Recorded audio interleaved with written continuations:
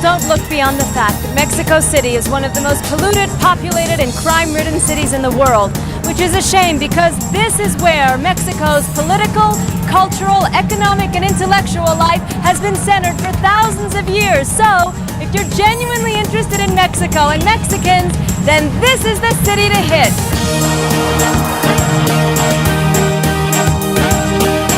At 8,000 feet, Mexico City is one of the highest cities in the world, and with a population of 25 million, it is also one of the biggest.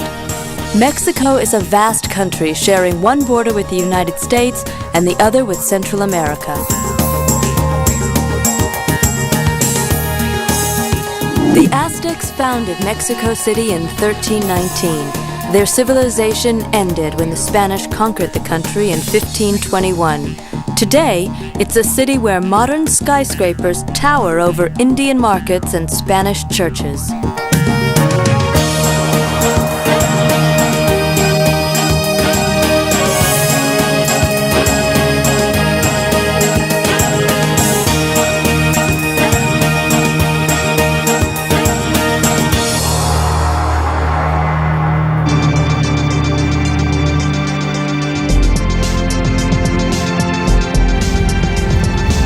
For a place to stay in the heart of Mexico City, around the downtown main square called the Zócalo. According to the guidebooks, there's lots of hotels around here. I'm just hoping I can find a room that's not too noisy, not too expensive, and with a great view. The downtown, or Centro Histórico, buzzes with the most visual chaos in the city, and with so much to see, a 360 view can be had for less than $5 an hour from a taxi bike.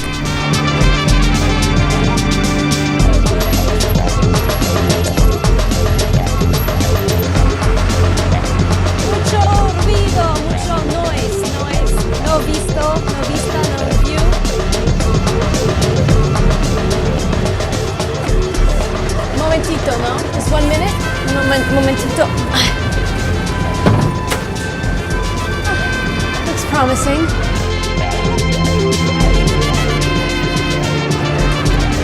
Full and noisy. The largest concentration of hotels is in the Centro Histórico, and just trying to find one is a great introduction to the disorderly order that makes Mexico City so unique. Such a chutzpah, such a fraud for the management to be renting out rooms in the hotel while they're rebuilding it.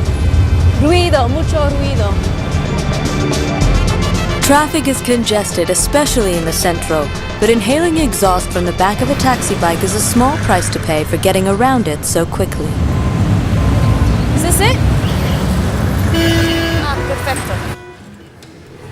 Gracias.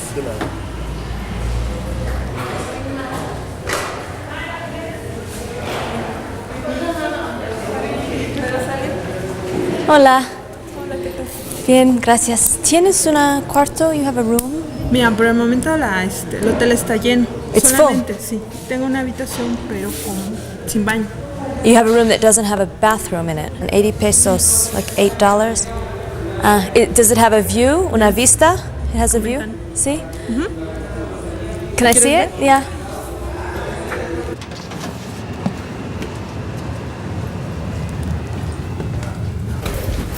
Hi. Hi. What is that? It's an ice axe for climbing. I'm heading off to climb some volcanoes just outside of town. Great. Yeah. Should be Climbing good. a volcano. Good luck. Thank you. Have a good trip. Yeah. I've got a neighbor with an ice pick. That's not bad. It's not as noisy or as dirty as some of the other rooms I've seen. It's just clean and basic, and got a nice sink, some monogrammed towels, monogrammed ashtray, some water. I feel like the management cares about their guests. It's got a big safe, TV, and a good bed, essential. Monogrammed sheets. Let's check out the view.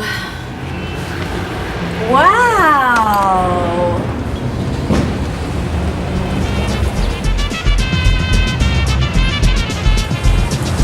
Every now and again, the powers that be in Mexico City try to do something to improve the deteriorating air quality. So they created the eco-taxi, which are all these green beetles. And they're called eco-taxis because theoretically they use the most expensive, purest petrol. The truth is, all the taxis use the cheapest gasoline, and that's why we're all... Gracias. If you're really safety conscious, there's 4 things you can check even before you get in a taxi. Gracias. You want to make sure that there are license plates on the taxi and that it's the same number that matches the number that's painted on the car. And you want to make sure that your driver has an honest face and that his face is the same face as the picture on the registration. And you want to make sure that the meter's running. And the most important thing is to enjoy, relax, if you can.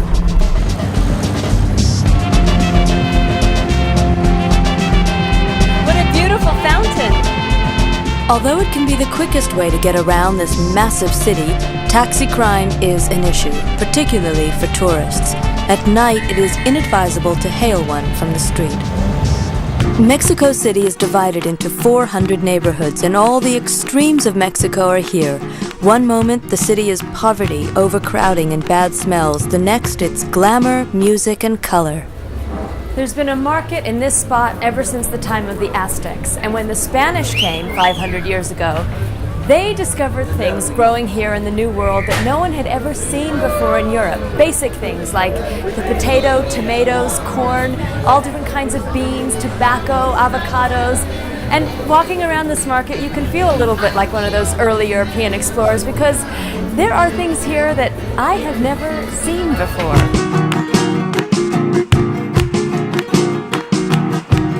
Every town has at least one mercado, or market. This is La Merced, one of the city's largest food markets. I knew when I came to Mexico that I would see the chili, but I never expected to see such a variety. Mexicans can't live without chilies, and they know which ones will make your eyes water and your mouth feel like it's on fire. Ask before you bite. How many chilies are there? ¿Cuántas variedades? No, hay como 150 variedades de chile. 150 different kinds of chilies.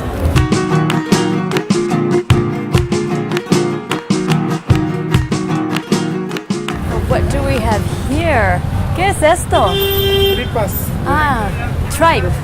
¿De qué? de pollo, Ah, it's chicken guts. ¿Y qué es esto? nopales. Ah, cactus. That's delicious. Chapulines. Oh, I've heard about these. These are bugs. They eat a lot of bugs in this country.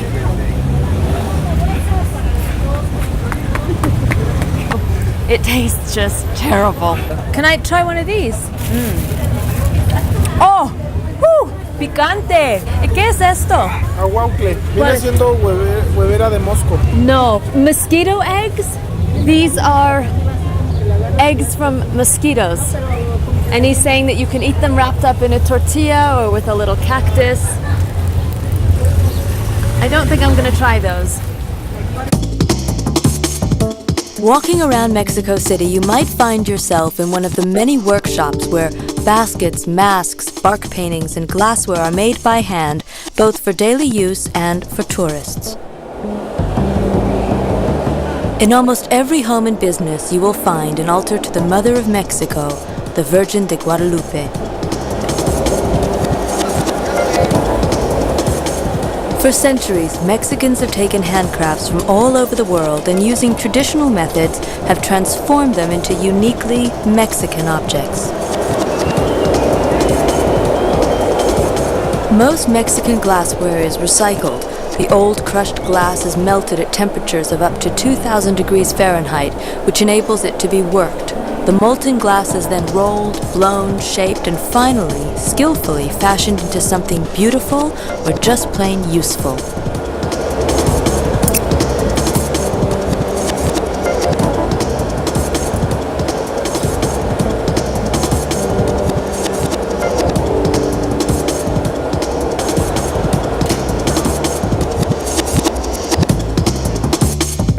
I'd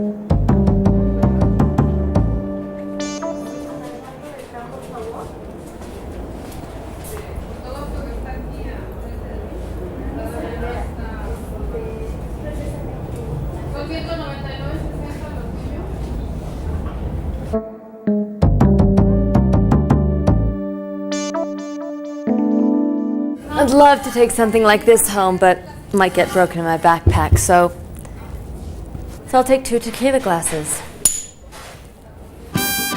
When the street bustle becomes too much, there are plenty of open spaces surprisingly close to the city. There are 4 main bus terminals which will get you to just about any place you wish to go. Por Teotihuacan, just una? No, ¿sí? 15 pesos. 15 pesos. Gracias.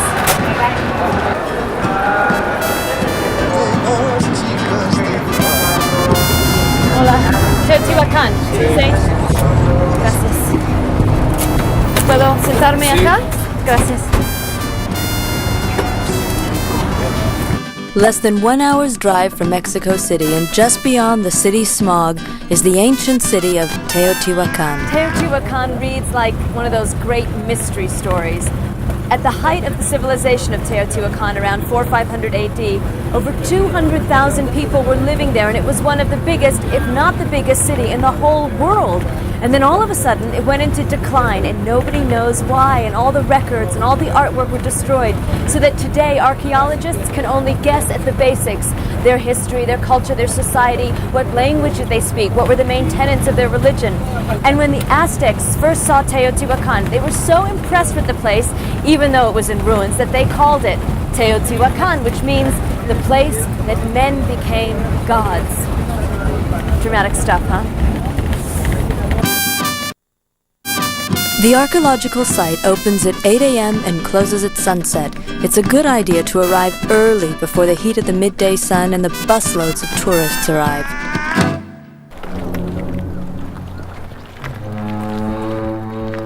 Teotihuacan is best known for its pyramids, one to the sun and one to the moon. The city was built without the use of metal, cattle, or even the wheel, and the pyramids were completed sometime between 150 and 300 AD. Quetzalcoatl, the feathered serpent. Tlaloc, the god of rain. The city's influence on later cultures was huge. Many of its gods, such as the feathered serpent and the god of rain, were adopted and worshipped by the Aztecs 1,000 years later. Imagine this place completely covered in bright colors.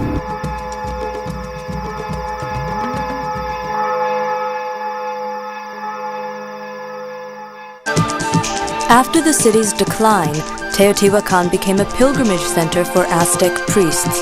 They called the main avenue the Street of the Dead, and most of what there is to see lies along the 4 miles of this street.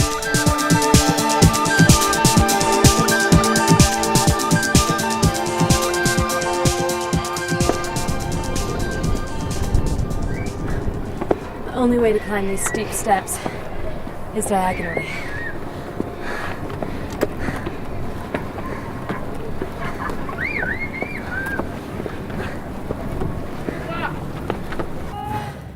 Well, I could have climbed the pyramid to the sun, but I thought it was more appropriate that I climb the pyramid to the moon.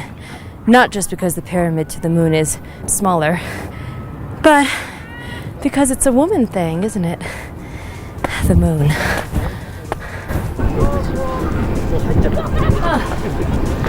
Almost there.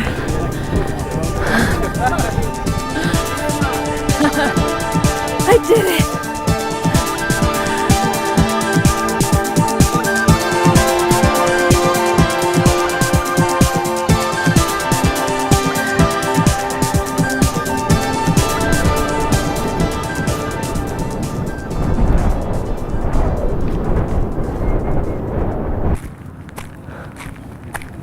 Incredible place.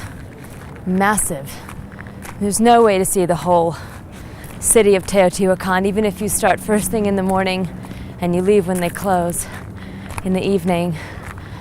But definitely a place to come back to.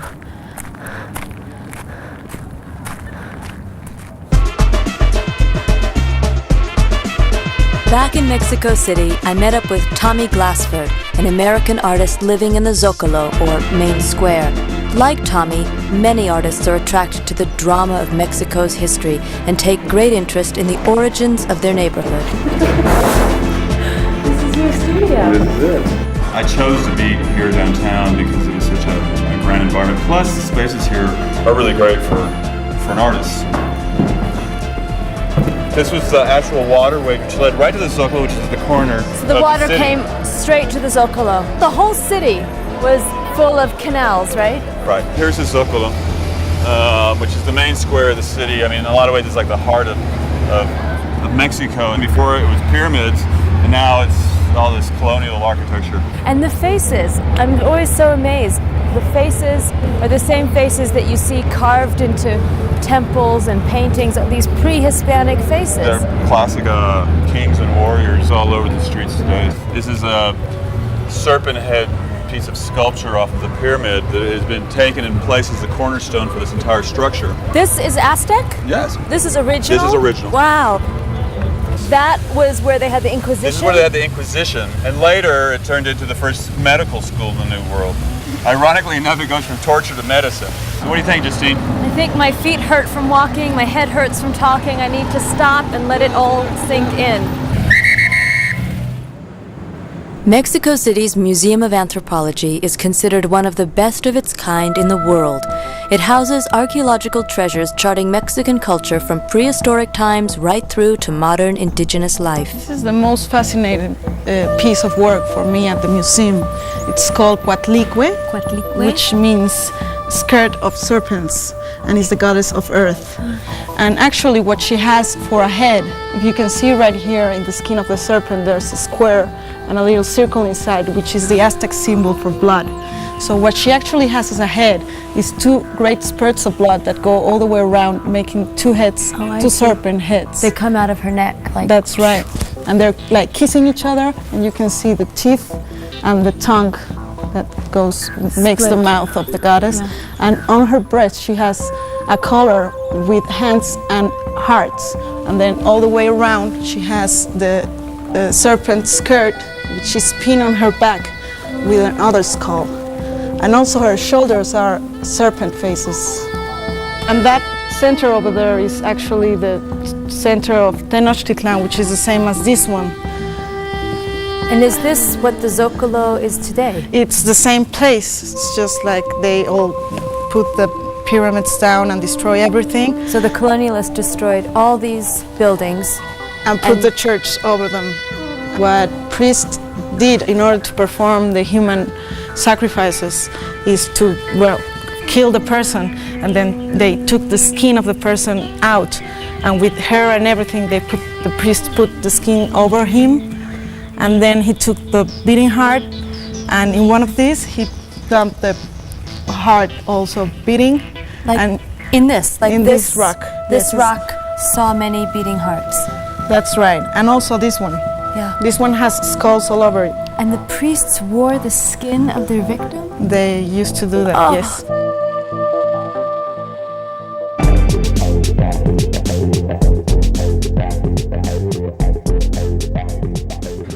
Imagine going to France and not drinking champagne or turning.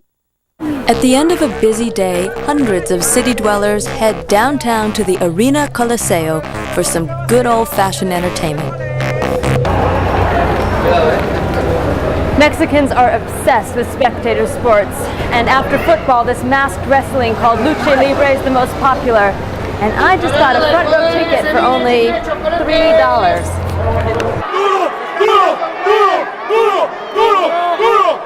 Lucha Libre, which means free fighting, is a type of professional Mexican wrestling that's just as much about showbiz as sport. Participants sporting macho names like Shocker, Karate Boy, and Heavy Metal wind up the crowd and each other, and everyone gets to let off steam. Who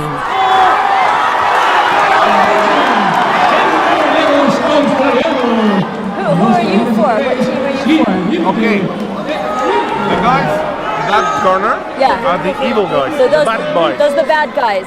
Yes, bad boys. Bad guys. And this is the good boys. The good guys. And you're for the? I'm with the... You're for the bad guys? Yes! Yes. People are so into it, They're all- especially the women. I think that woman, they're screaming a lot of bad words. Really? Yes. At me. Some of these wrestlers have used their popularity to become political figures and social campaigners. Best known are Super Barrio, who struggles for fair rents and decent housing, and Super Ecologista, who campaigns for environmental issues. Doesn't that hurt? Duro! Duro! Duro! Duro! Doesn't that hurt? Oh, you think so? It looks like it hurts. Yes, it hurts. So how much of it is play and how much of it is real? This is real. This is real They know hurting. how to fall, how to hit each other. But this is real. Oh, so they rehearse all of this. All of this. They practice all of this. They practice, but it hurts.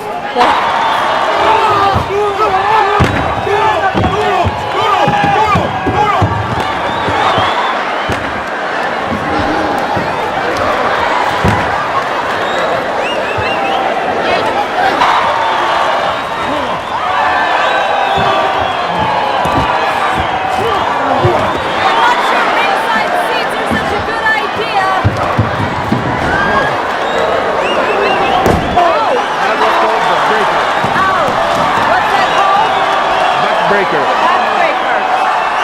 I can see why they call it that.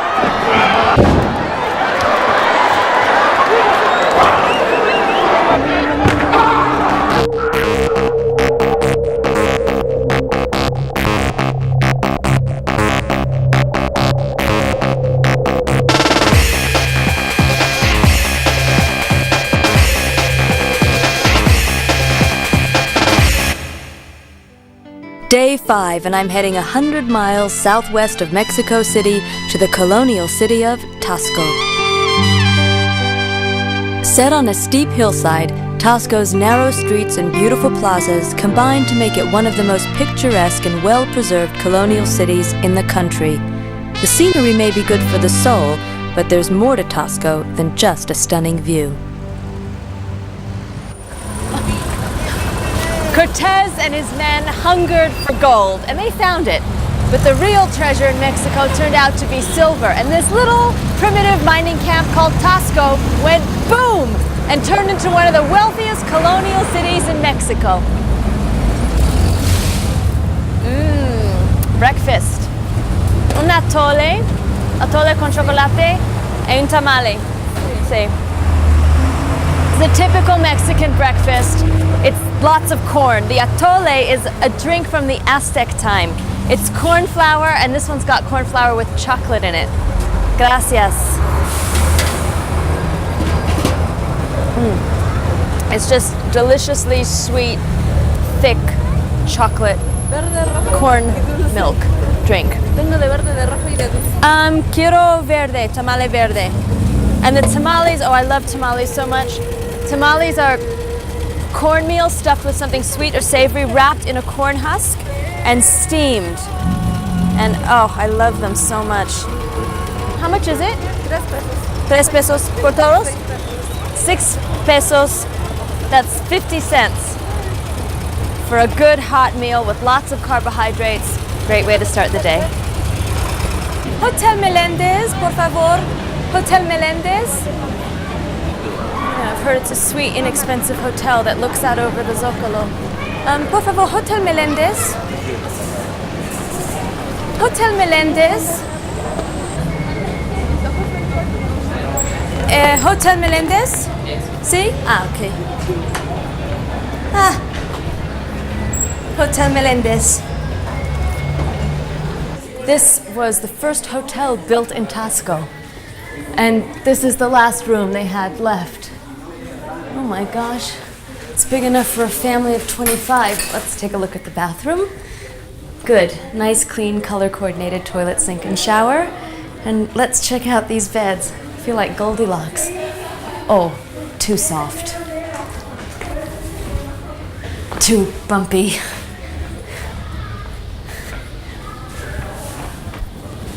Too comfortable. Too many. And an amazing view. The most common food in Mexico is the tortilla. These thin, round patties are made of either pressed corn or wheat flour and can be wrapped around any kind of food or just eaten on their own. Hola. ¿Puedo comprar un tortilla? Una. Gracias. Ahí hay sal. ¿Ah? Sal. Sal. Ah, sal. Taco. Gracias. Ah, muy amable.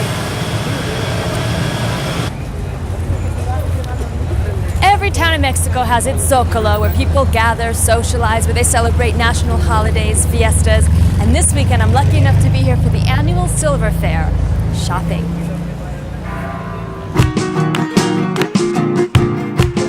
Tasco's Saturday market is the best place to find great deals. This is just a silver paradise. There's everything here. Earrings, necklaces, bracelets, baby rattles, barrettes, little silver boxes, funky things, conservative things, ethnic-y things, ravings, religious things, tacky things, things with stones, things with written things on them. If you want silver, come to Tasco.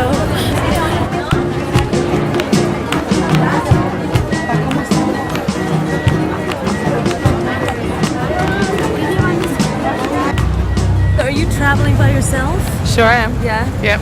What's it like? For single women travelers, I've had no problem at all so far. And I speak a little bit of Spanish, that helps a little bit, of course. But yeah, I've found that I tend to use a fair bit of common sense, and that's okay. And I watch my back, and I don't walk down dark streets by myself at night. And all the guys who sort of hablan inglés, no, español is okay. You try to speak their language and they tend to give you a little bit more respect. And so ignore all the little winks and the whistles and the baby, no, go away.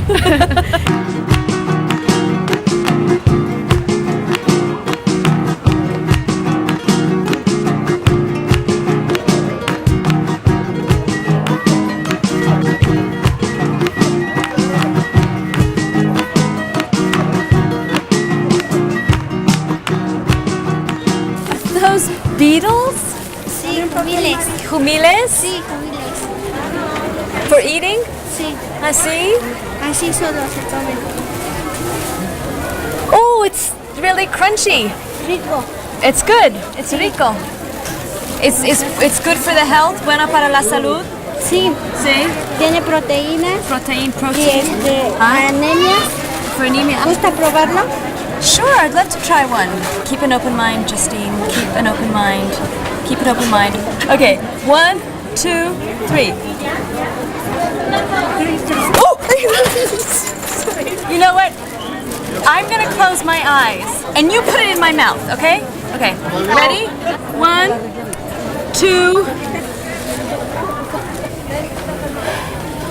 3.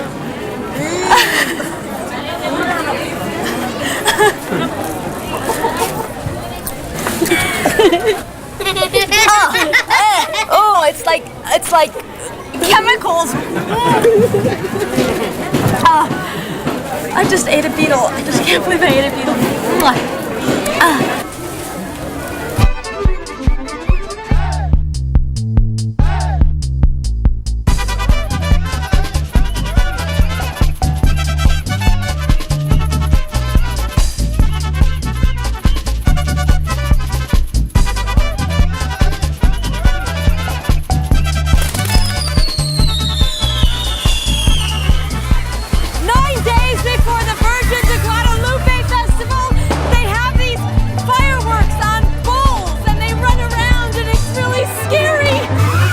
From early December onwards, Mexicans celebrate the Day of Our Lady of Guadalupe, Mexico's manifestation of the Virgin Mary. The pilgrimage to her shrine at the Basilica de Guadalupe culminates on December 12th, a national holiday.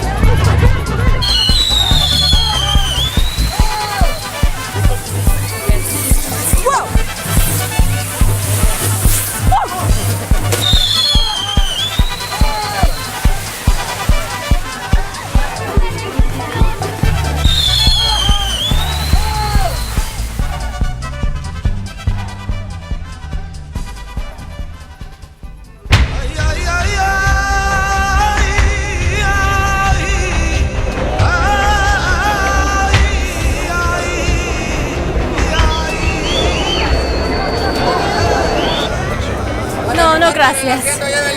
Bullfighting isn't for everyone, and I'm not sure it's for me. This is my first time, but how could I resist? The largest bullfighting ring in the world is here in Mexico City. It holds 60,000 people, and the whole thing is really intriguing.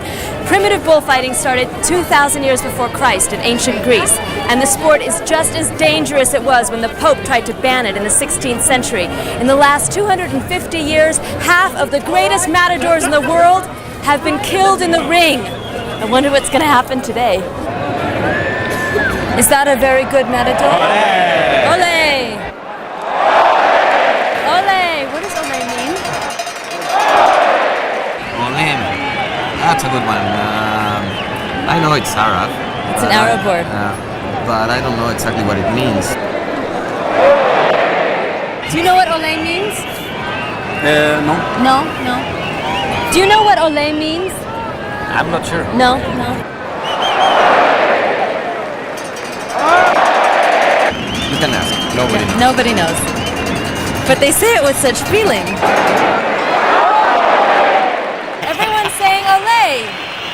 You don't know what you're talking about. Ole, ole, ole. Ole. Ole. Ole. Ole. El paso es largo. Ole. Ole. So there's 3 oles. Okay.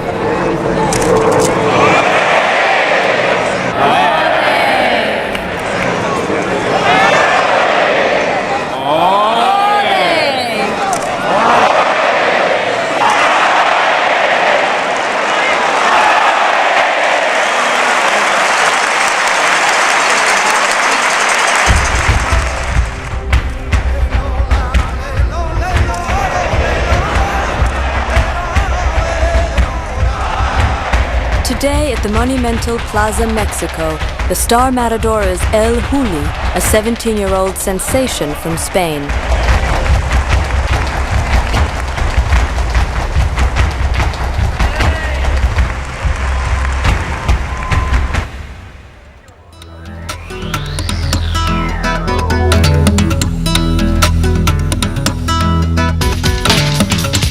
This is one of those rare occasions in the world where millions and millions of people gather in devotional fervor.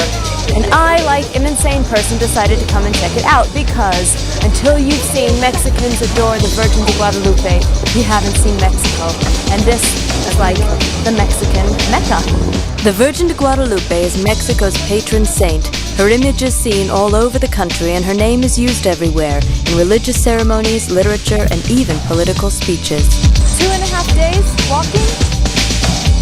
She's given you everything you asked for.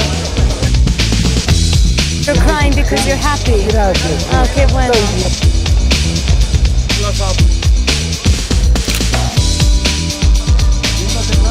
How can I pass up a chance for my classic souvenir? Yeah?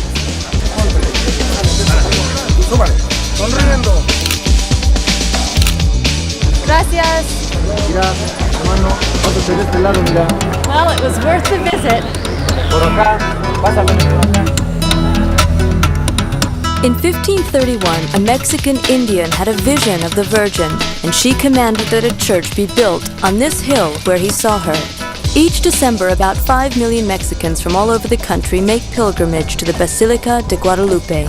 Indian dancers perform for several days, while worshippers pour into the church for round-the-clock services. Resurrección de tu Hijo, te ofrecemos el pan de vida y el cáliz de salvación, y te damos gracias porque nos haces dignos de servirte en tu presencia. Te pedimos humildemente que el Espíritu. The Roman Catholic Church connects the spiritual life of most Mexicans, whether they be full-blooded Indian, Spanish, or the great majority, mestizo, a mix combining Indian and Spanish blood. Unlike other saints, the Virgin de Guadalupe was not portrayed as white, but like an Aztec princess with dark skin.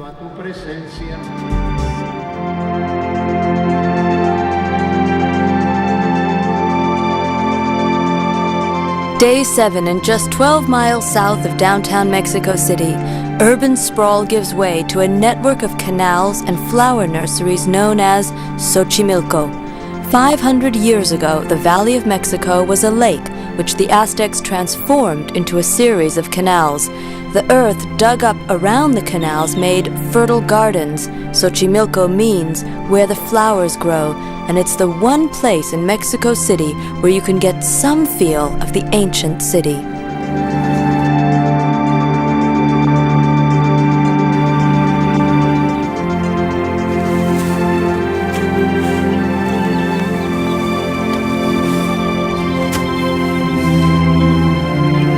Buenos días. Buenos días.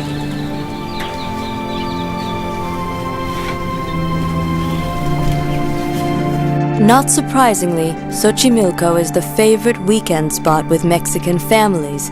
For about $8 an hour, you can rent a boat for yourself or for a group any day of the week.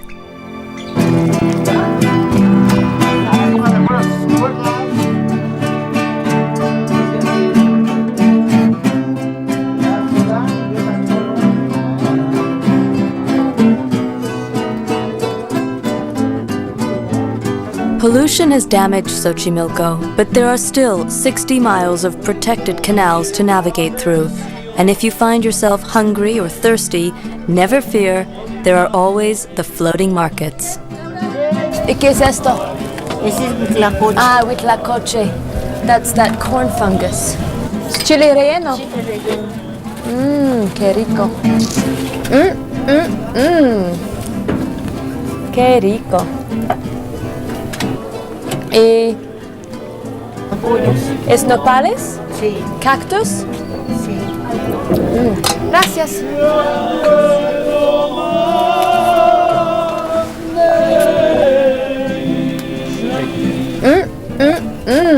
Gracias. Adiós. Further on, I came across an island of dolls. This is the surreal side of Mexico, and Don Julian is quite happy to share his little friends with curious tourists. See? Para usted, así, para que... It's a little creepy, don't you think? Para usted. No, sí? Gracias. Para usted. Ajá.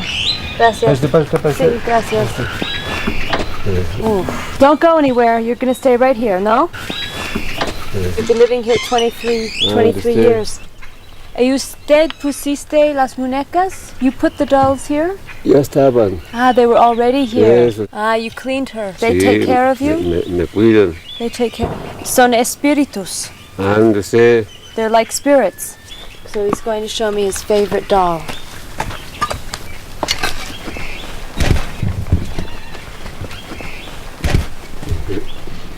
Puede usted pasar. Gracias. Puede usted pasar y el que está en la esquinita está acostada, se fija usted. ¿Cuál es su favorita?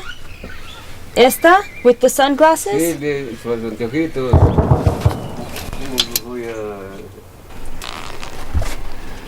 This is one of the creepiest places I have ever been to, and the strange thing is that he says that these dolls give him comfort. They're like spirits, and he takes care of them and he cleans them off, and he's got all these like weird headdresses on some of them. Oh, this is very strange. You're going to show me a fish that you caught yesterday? Una pescado that you caught yesterday? Oh, wow, that's a nice fish. Eso es de ayer. Sí, qué bonita. Sí.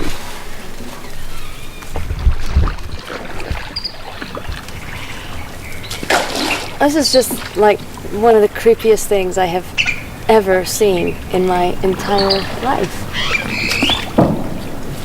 And he's just blissed out with all these dolls. They're his protectors, his spirits. He cleans them off. He's not bothered that most of them don't have legs or heads or eyeballs. This is such a weird place.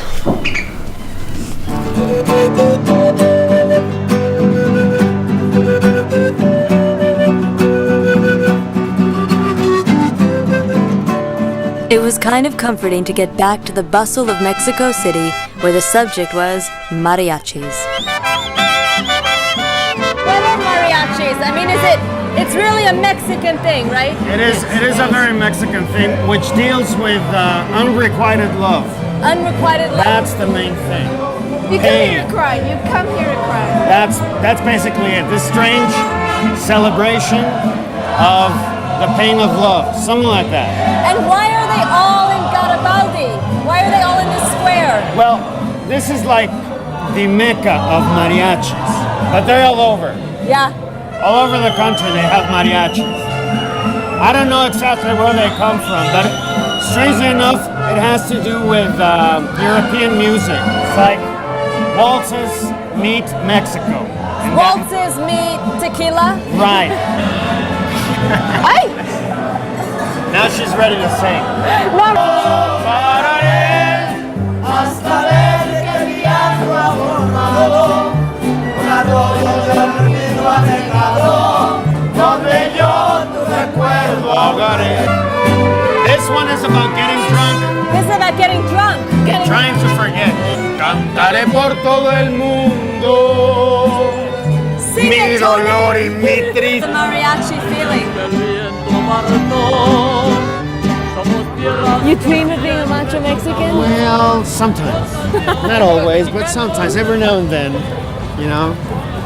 You can dream about being a macho. You can dream, Tony. All-powerful macho. I can dream. You And can dream on forever. Dream on. And, you know, we're made from the stuff dreams are made of. Okay. Hold on. Oh my God.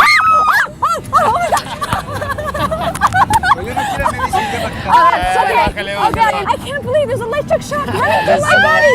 Okay, everybody. 35. 35 volts. What does this have to do with mariachis? It's suffering. It's suffering. More suffering. It's enjoying pain. Celebration. Absolutely. Energy. Mexican men and women have traditionally used mariachi bands as accomplices in their courtship and seductions, and the Plaza Garibaldi is where Mexicans go to shop for their ideal band. The bands gather here in the evenings and play until dawn, waiting to be approached by someone who will pay them to play, and for as little as $5 you can have your own private mariachi party.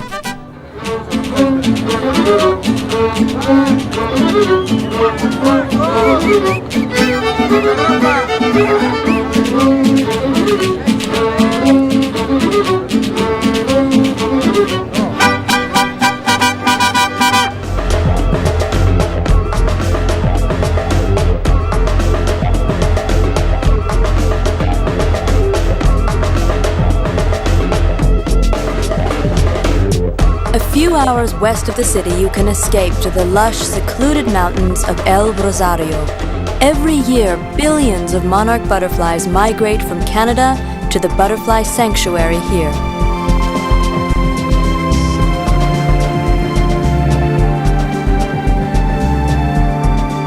In the cool of the morning, the butterflies coat the trees. Later in the day, the humidity forces them to the ground where they form a thick carpet of blazing color. They're an extraordinary sight and well worth the visit.